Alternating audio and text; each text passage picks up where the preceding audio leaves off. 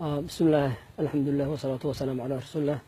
waxaa la yidhaha cabdi xasan yuusuf cabditeer saana ku magac dheerahay waxaana dalka Itoobiya ku xidhnaa magaalada Addis Ababa 9 sano ku xidhnaa aniga oo hadii la yiraahdo doon ka soo raacay Yaman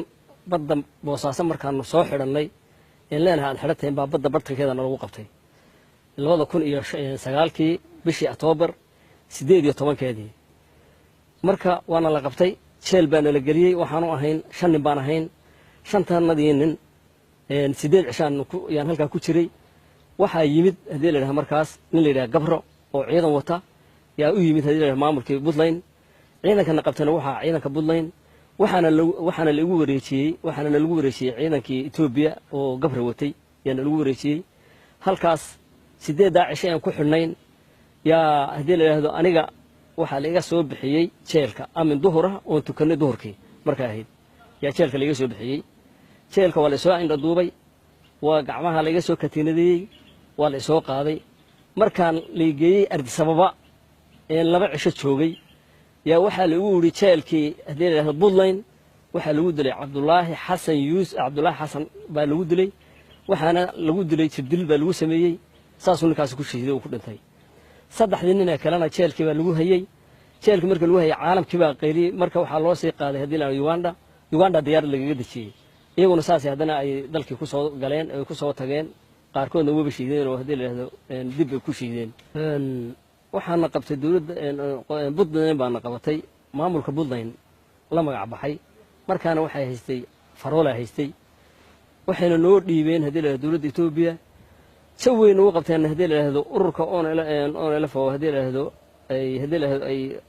حكومتها يركي لك الجوجي وجميسوك الجوجي أي كم يعدونه هي الإثيوبيا كم يعدونه هي ينود ديبين تاسع ميل ربع إثيوبيا حكومتي أو سفاء ميل ربع عيدا ما أعرف عيدا الإثيوبيا هو شو حكومي رالي قال هي إثيوبيا رالي قال هي ينود ديبين إن مركا أفر برود من كشري هذا من مكلاوي ما يصير له مكلاوي أفر تاب برود من كشري laba maalmood baa la igeeyay maxkamad labadii maalmood kolkii maxkamadii la igeeyay waa la xukumay waxaana lagu xukumay cimri daa'ima lagu xukumay marka waxa la soo qaaday hadii la khaariti baa waxa lagu keenay niman Soomaali galbeed ah oo hadii la yiraahdo iyo Bashiir Axmed Muqtal baa lagu keenay halkaas aan joognay muddo markaan joognay hadana waxa laga sii qaaday qalinda la sii qaaday qalinda meel la sii qaaday qalinda waxaan joogay hadii la yiraahdo 3 sano yaan soo joogay qilindadaas 3 sano aan soo joogay waxa igu socday hadii la hawl adag bay iga dabagal bay igu sameeyeen niman sukuuradka ah oo hadii la fadhiisaneen yaa dabagal igu sameeyay waxa ii imanayay in aan hadii la qaraabanahay baa igu imanayay jeelka ninkii waa la daba dhigtay waxa la yiri hadii la ninkan aad u imanaysa maxay soo tahin hadii la ninkii waxaan ku yiri hay iman inta adigana lagu xidhan lahaa iska maqnow marka jeelkii هذه له مدمر كان شوقي 3 سنة عن شوقي يا هذا ندب واحد يوسع عليه هذه له خارتي بدي له يوسع عليه خارتي بان هذنا يا شوقي هذه له 4 سنة يا ندب شوقي 5 سنة ندب شوقي 5 سنة ندب شوقي markii hadda ay hadii la yiraahdo xukuumadan hadda cusub ee ra'iisul wasaaraha cusub ee Itoobiya Abiy Ahmed Ali uu la wareegay xukuumadii hore ee hadii la yiraahdo